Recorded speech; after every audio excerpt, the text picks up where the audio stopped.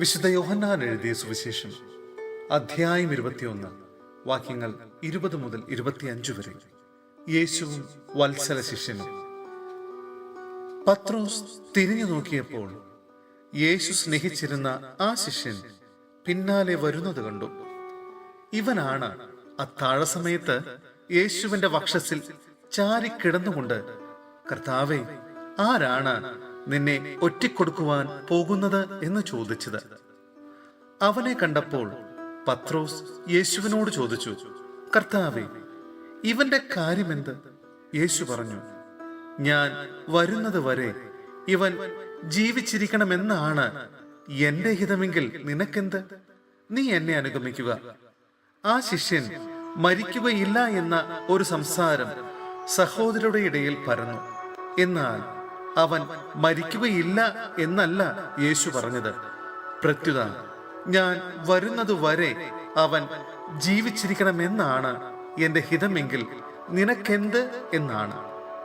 ഈ ശിഷ്യൻ തന്നെയാണ് ഈ കാര്യങ്ങൾക്ക് സാക്ഷ്യം നൽകുന്നതും ഇവ എഴുതിയതും. അവന്റെ സാക്ഷ്യം സത്യമാണെന്ന് ഞങ്ങൾക്കറിയാം. യേശു ചെയ്ത മറ്റു പല കാര്യങ്ങളുമുണ്ട്. അതെല്ലാം എഴുതിയിരുന്നെങ്കിൽ ആ ഗ്രന്ഥങ്ങൾ ഉൾക്കൊള്ളാൻ ലോകത്തിന് തന്നെ സാധിക്കാതെ വരുമെന്നാണ് എനിക്ക് തോന്നുന്നത്. സഹോദരരെ, വിശുദ്ധ യോഹന്നാന് ലഭിച്ച വെളിപാടിന്റെ പുസ്തകത്തിൽ നിന്നുള്ള വായന അധ്യായം 14 വാക്യങ്ങൾ 1 മുതൽ 5 വരെ. കുഞ്ഞാടും അനുയായികളും. ഒരു കുഞ്ഞാട് സിയോൻ മലമേൽ നിൽക്കുന്നത് ഞാൻ കണ്ടു. അവനോടുകൂടെ 144,000 പേരും. അവരുടെ നെറ്റിയിൽ അവന്റെ നാമവും അവന്റെ പിതാവിന്റെ നാമവും എഴുതിയിട്ടുണ്ട്. വെള്ളച്ചാട്ടത്തിന്റെ ഇരമ്പൽ പോലെയും വലിയ ഇടിനാദം പോലെയും സ്വർഗത്തിൽ നിന്ന് ഒരു സ്വരം ഞാൻ കേട്ടു.